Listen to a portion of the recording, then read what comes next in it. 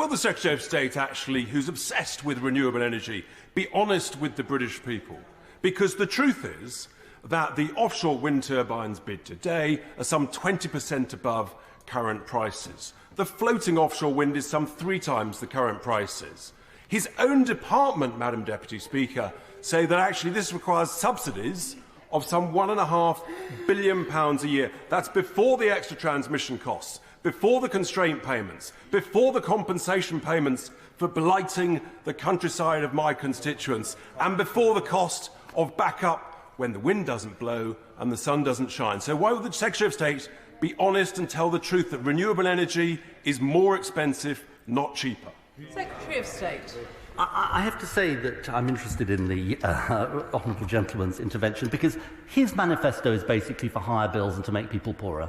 And you don't need to look into the crystal ball. You just need to look at the record, because the truth is that the cost of living crisis, the energy bills crisis, casts a long shadow in this country. And the energy bills crisis was not caused by our dependence on renewables. It was caused by our exposure to fossil fuels. And he just needs to understand this very basic point, which is that whether fossil fuels are produced in this country or internationally, they are sold on the international market. And that's why the British people paid the price and government forked out £94 billion. And the only way to get off the roller coaster of international gas markets and take back control